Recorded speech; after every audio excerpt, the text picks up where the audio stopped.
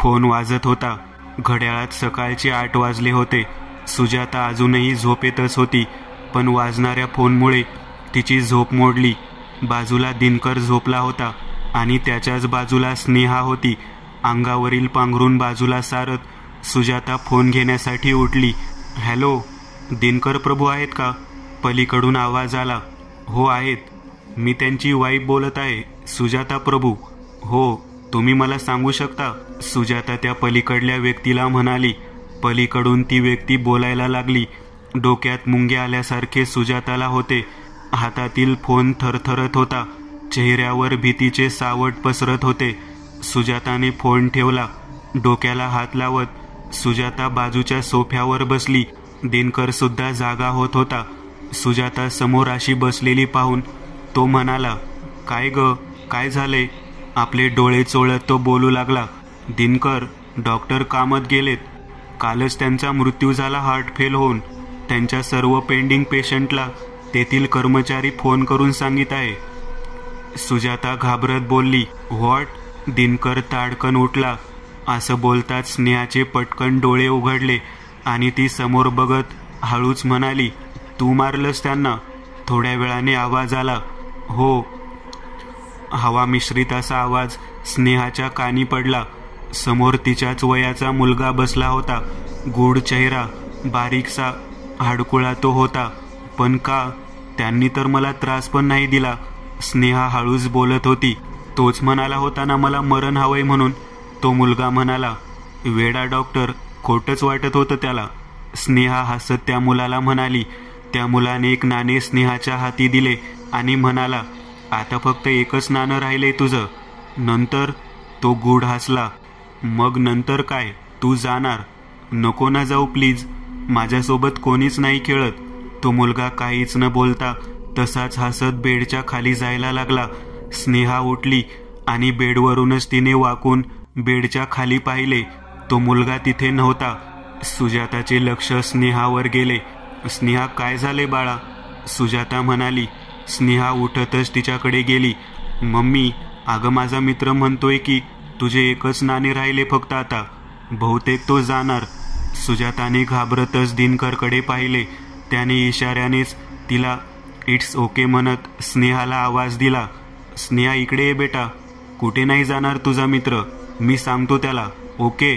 नाही पप्पा, तो जे म्हणतो ते करतो. त्यांनी ना त्या डॉक्टर अंकलला सुद्धा मारले. मला मरण हवे असं म्हणायला लावले आणि ते मेलेत. त्यांनी मला आत्ताच सांगितले आणि नाणे सुद्धा दिले. हे बघा. हातातील नाणे दाखवत स्नेहा म्हणाली. आता दिनकर आणि सुजाताचा चेहरा पाहण्यासारखा होता. भीती सीमा पार करून छाती धडधड करणाऱ्यापर्यंत आली होती. कारण अजूनपर्यंत डॉक्टर कामत यांच्या मृत्यूची गोष्ट फक्त त्या दोघांनाच माहीत होती. आलेली भीती लपवीत दिनकर विषय बदलत म्हणाला, स्नेहा, आज ना आपण मस्त बाहेर जाऊया. तुझी आवडती आईस्क्रीम खायला. चालेल तुला? खरंच पप्पा? स्नेहा आनंदात म्हणाली. हो खरंच, पण त्याआधी तुला फ्रेश व्हावं लागेल.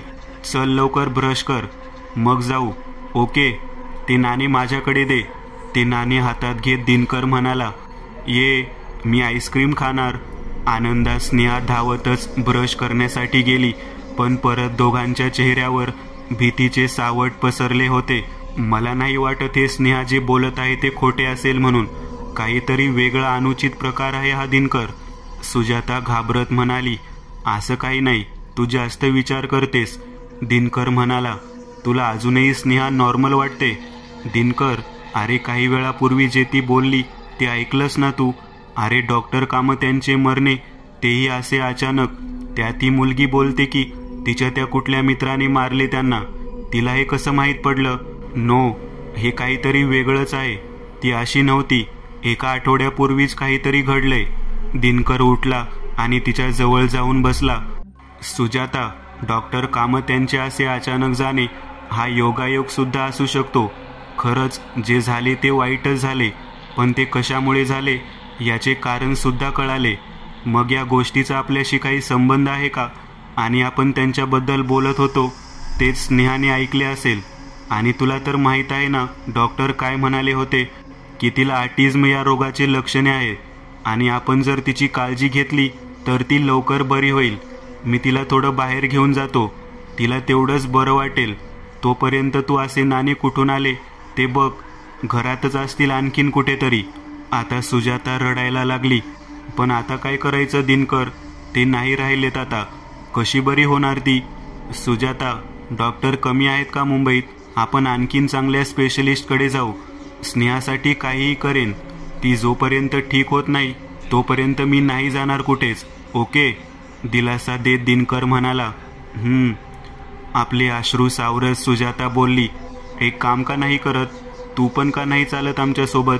तितकेच तुलाही बरे वाटेल. नाही नको, तुम्ही जा. तसेही बरीच कामे पडली आहेत घरातील. ठीक आहे, तू पण फ्रेश हो, तिला पण तयार कर. उठतच दिनकर म्हणाला, थांब स्नेहा, आधी सीट बेल्ट लाव. दिनकर ड्रायव्हिंग सीटवर बसला होता. स्नेहा त्याच्याच बाजूला बसली होती. स्नेहाने सीट बेल्ट लावला. गाडीतील एसी दिनकरने चालू केली आणि गाडीचे काच बंद केले. आता गाडी रस्त्याला लागली. स्नेहा सीटवर बसली होती. आईस्क्रीम खायला मिळणार याचा आनंद तिच्या चेहऱ्यावर झळकत होता. स्नेहा बेटा, एक सांगशील का? हो पप्पा. तुझा खरंच कोणी मित्र आहे का? हो आहे ना. मी किती वेळा सांगू? मग आम्हालाच तो का दिसत नाही? त्यासाठी ना ते नाणं घ्यावं लागतं आणि म्हणावं लागतं. अर्ध्यातच बोलत स्नेहा थांबली. पप्पा तुम्ही नका म्हणू असं, तो मारणार तुम्हाला. घाबरत स्नेहा म्हणाली, ओके ओके स्नेहा, डोंट वरी, मी नाही म्हणणार, तू घाबरू नकोस. पण पप्पा, आता म्हटलं तरी काही होणार नाही, कारण तो आपल्या सोबत नाही. खुश होत स्नेहा म्हणाली, का? त्याला नाही खायची आईस्क्रीम? दिनकर जणू सगळे माहीत असल्यासारखे बोलू लागला. नाही, तो म्हणाला की मला आज घरीच राहायचे आहे. आणि ना पप्पा, तो म्हणाला होता की त्याला रक्त प्यायला आवडतं. हळूच आवाजात स्नेहा म्हणाली. ते शब्द कानावर पडताच दिनकरने गाडीचे कचकन ब्रेक दाबले. गाडी काहीसा आवाज करत थांबली.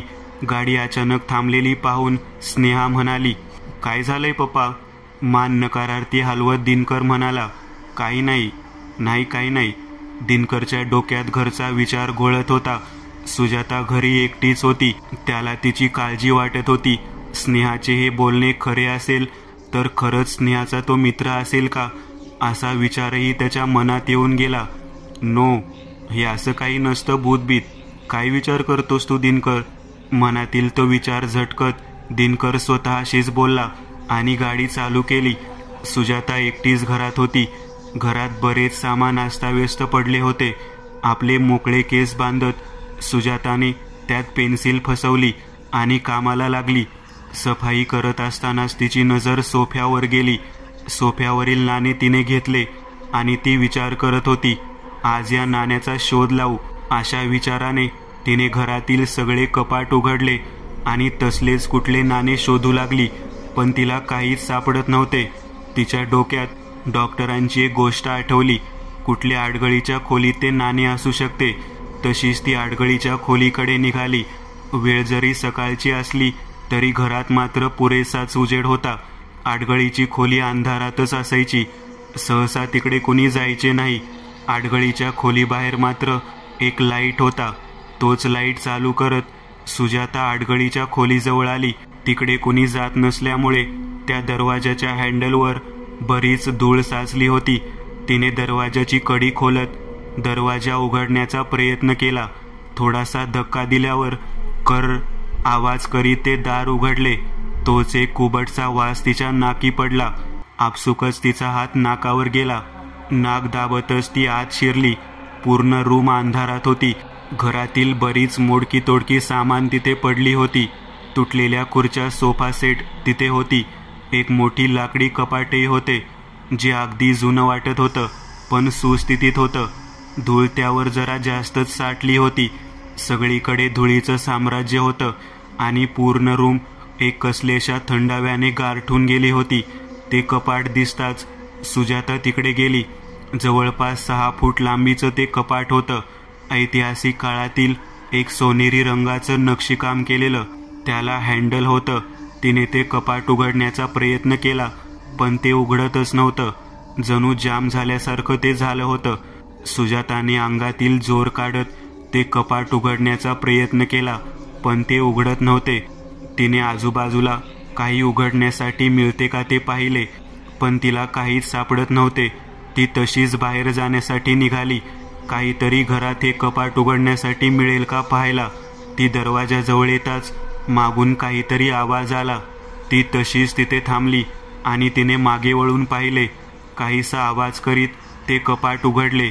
सुजाताची आपसुकच धडधड वाढली. तिचे विचारचक्र फिरू लागले. आपण एवढी जोर लावूनही हा दरवाजा का उघडला नाही आणि आता अचानक कसा उघडला. आता तिच्या चेहऱ्यावर घाम बिंदू येत होते. ते कपाट उघडल्या स्थितीत होते, पण त्या कपाटात फक्त अंधार दिसत होता आणि धुळीचे कण. ते कपाट उघडून काही क्षण झाले. आता सगळे शांत होते.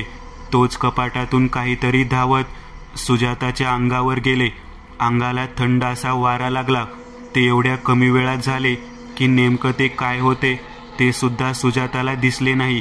काहीसं अंधुकसं ब्लर असं फक्त तिला दिसलं, पण स्पष्ट होत नव्हते. ते जे काही होते ते आडगळीच्या खोलीतून बाहेर गेले होते.